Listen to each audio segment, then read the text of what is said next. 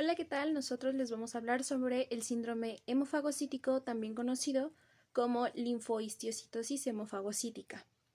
Bien, primero comenzamos con un poquito de historia y encontramos que este síndrome fue descrito por primera vez en 1939 por los pediatras Scott y Rob Smith. Bueno, dicho síndrome clínico es provocado por una respuesta inadecuada del sistema inmunológico y presenta una elevada mortalidad y generalmente es reconocido durante la etapa pediátrica. A grandes rasgos, lo que ocurre en este síndrome es que hay una explosión de citocinas proinflamatorias y esto puede deberse a que hay una hiperinflamación debido a que hay una sobreestimulación de macrófagos, células NK y células T citotóxicas. Síntomas del síndrome hemofagocítico. Los signos clínicos iniciales de este síndrome son los mismos que cualquier otro proceso infeccioso grave.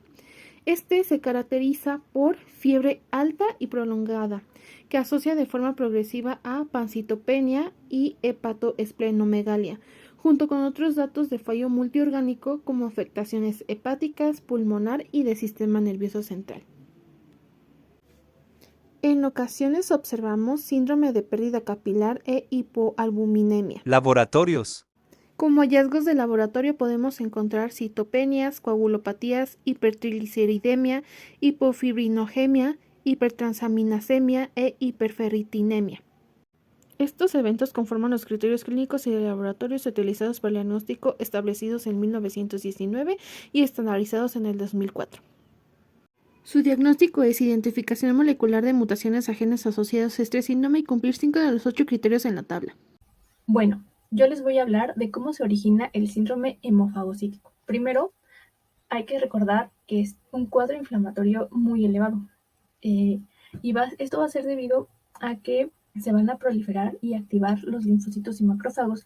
Y una vez de que estos se activan y proliferan, van a generar una secreción de citocinas aumentada. ¿Pero por qué se activan?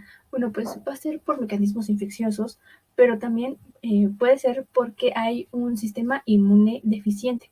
Y entonces, ¿cómo podríamos tener el sistema inmune deficiente? Bueno, pues dice que puede ser por genética o ya sea que por diferentes enfermedades autoinmunes, autoinflamatorias, oncológicas o metabólicas que uno mismo pueda tener. Bueno, desde el punto de vista inmunológico, esta enfermedad va a ser por defecto en la función citotóxica del linfocito CD8.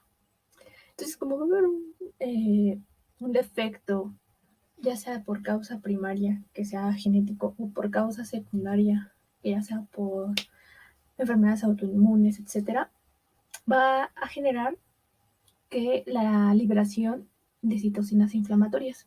¿Estas cuáles van a ser? Bueno, entre sus principales son interferón gamma, interleucina 6, interleucina 18, interleucina 12 y factor de necrosis tumoral. Lo que va a pasar es que cuando se liberan estas citocinas, la presentación antigénica por parte de las células dendríticas va a perpetuar la activación de los linfocitos T.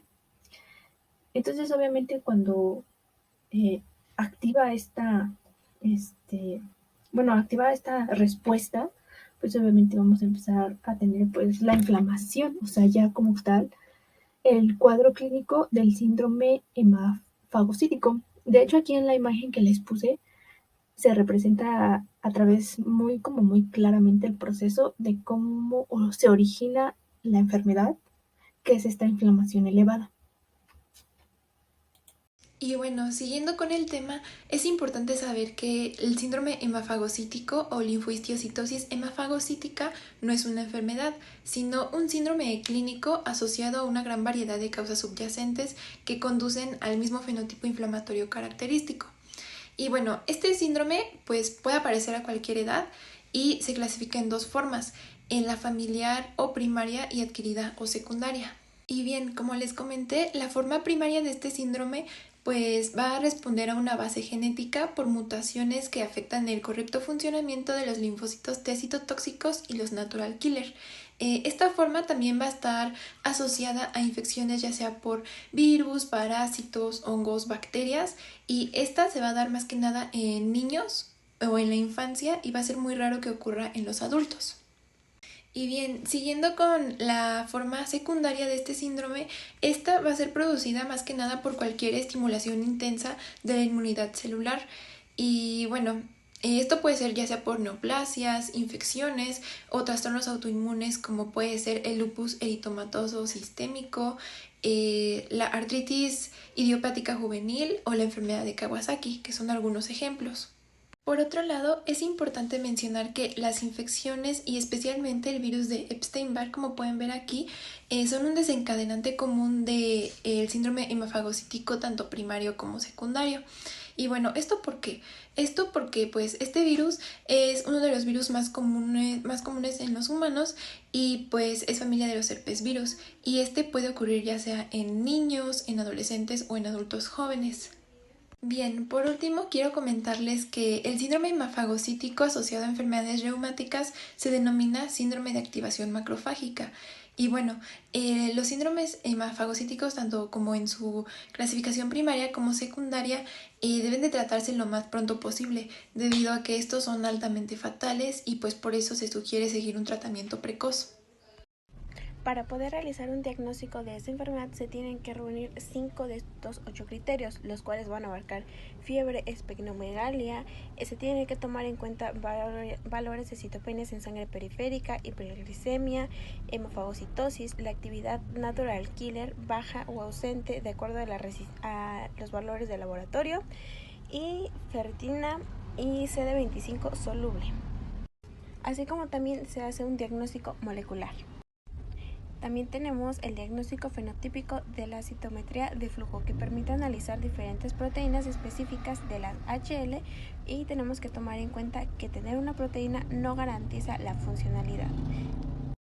Tenemos el diagnóstico de actividad citotóxica de Natural Killer, que nos va a dar una disminución de esta actividad, donde podemos observar diferentes formas primarias, sobre todo en las secundarias.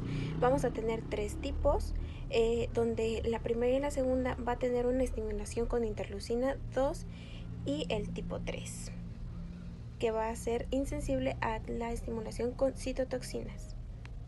La citometría de flujo a través de ensayos de granulación, vamos a evaluar cómo la proteína CD117 se va a trasladar a la superficie de la célula efectora en un paciente con defecto de transporte vesicular.